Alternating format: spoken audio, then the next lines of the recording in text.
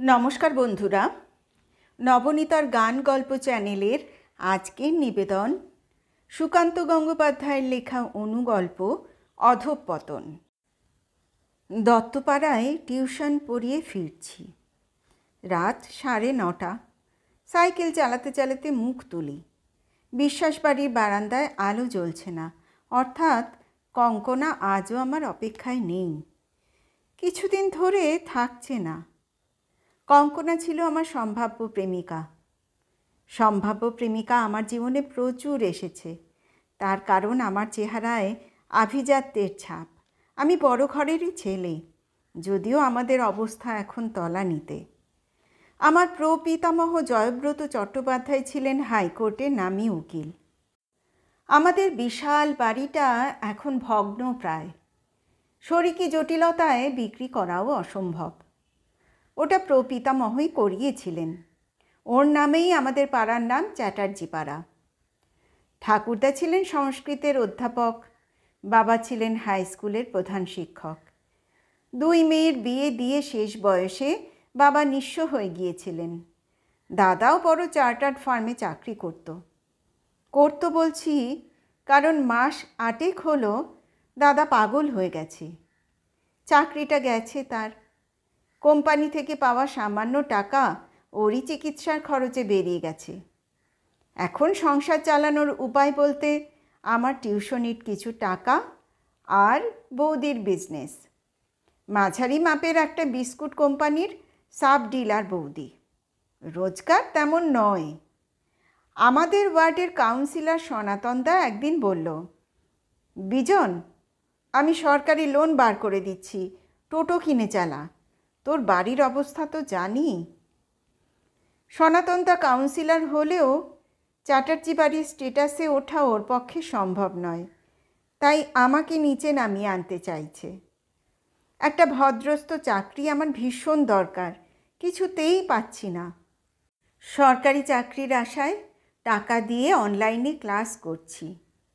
30 পেরুলাম। আমার অনিশ্চিত ভবিষ্যতের কারণে সম্ভাব্য প্রেমিকার সংখ্যা কমতে কমতে কঙ্কনাতে এসে ঠেকেছিল। সেও আর রইল না। কঙ্কনা সরে গেল, সম্ভবত দাদার খবরটা জেনে। কে আর পাগল থাকা বাড়িতে সংসার করতে চায়? আমার দাদা কিন্তু অত্যন্ত শান্ত পাগল। মুখে কোনো কথা নেই, ইশারাও নেই। আমাদের চিনতে পারে কি না তা নিয়ে যথেষ্ট সন্দেহ হয় আমার। সকালে উঠে চা বিস্কুট খেয়ে মোবাইল হাতে বেরিয়ে পড়ে। রাস্তায় যেতে যেতে হঠাৎ দাঁড়িয়ে পড়ে ছবি তোলে। কোনো নির্দিষ্ট লক্ষ্যবস্তু নেই, তুলে যায় অজস্র ছবি। দাদার যে কখনো ফটোগ্রাফির ওপর ঝোঁক ছিল তা কিন্তু নয়।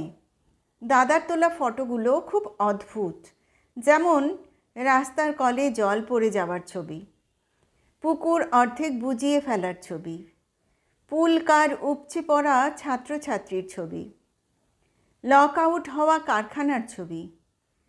দাদার তোলা ওইসব এলোপাথারি ছবি আমাকে খুব টানে। মনে হয় কি যেন একটা মিল আছে ছবিগুলোর মধ্যে, ধরতে পারি না। রোজ রাতে দাদা ঘুমিয়ে পড়লে ওর মোবাইলটা নিয়ে নিই।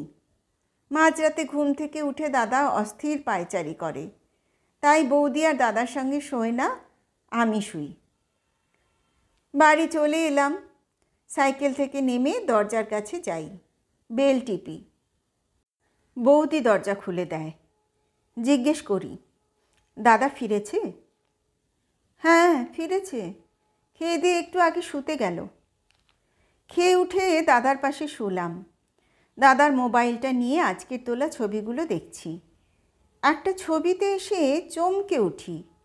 হাই স্কুলের সামনে বৌদি দাঁড়িয়ে, রিক্সাওয়ালা, ভ্যানওয়ালা, ডাবওয়ালা, ফুচকাওয়ালা পরিবৃত হয়ে আড্ডা মারছে ওদের সঙ্গে। বিরক্ত লাগলো। ফোনটা হাতে নিয়ে পাশের ঘরে যাই।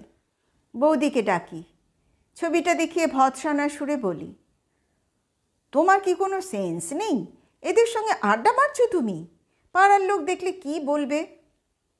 বৌদি আমার কথায় পাত্তা দিল না, হালকা গলায় বলল, এরা আমার অনেক কাজ করে দেয়, বিনা পয়সায় মাল ডেলিভারি দিয়ে আসে পার্টির কাছে।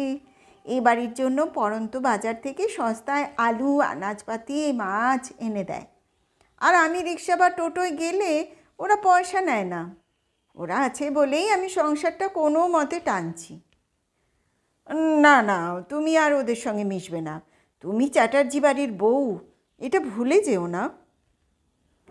1 মাস কেটে গেছে, আমি এখন টোটোওয়ালা। সনাতনদার টোপটা গিলেই নিলাম। রোজগার ভালোই হয়, বৌদিকে আর বিজনেস করতে হয় না। এত বড় পরিবর্তনেও দাদার কিন্তু কোনো হুঁশ নেই।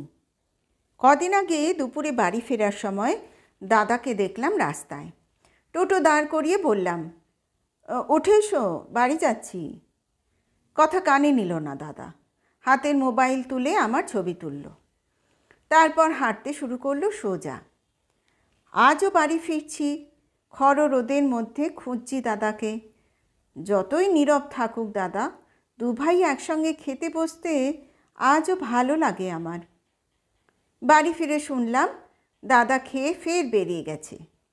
স্নান সেরে আমি এখন আয়নার সামনে চুল আঁচড়াচ্ছি। বৌদি এলো ঘরে। শ্রান্ত স্বরে বলল, এমএ বিএড করে টোটো চালাতে ভালো লাগে? প্রেস্টিজে লাগে না? না, লাগে না। বৌদি আমার কাছে এগিয়ে এসে বলল, আমি জানি আমাকে বাঁচাতে তুমি টোটো চালানো ধরলে। আমাকে ভালোবাসো তুমি। এতই যদি ভালোবাসো তাহলে আমার বাকি অপূর্ণতাটুকু পূরণ করে দাও না। আমাকে অবাক করে আচমকাই বৌদি বক্ষলগ্ন হলো। উন্মুখভাবে ঠোঁট খুঁজছে আমার। বৌদিকে সরিয়ে দেওয়ার বদলে আরও জড়িয়ে ধরছি আমি। আমার নারী সঙ্গহীন উপসী শরীরে যেন ঘোর লেগে যাচ্ছে। হঠাৎ দরজা খুলে গেল। দাদা। ঘরে ঢুকে নির্বিকার চিত্তে মোবাইলে ছবি তুলতে থাকে আমাদের। তীব্র অস্বস্তিতেও হঠাৎ মাথায় এসে যায় দাদা কিসের ছবি তোলে। দাদা সমাজের অথবা মানুষের অবক্ষয় কিংবা অধঃপতনের ছবি তুলে রাখে।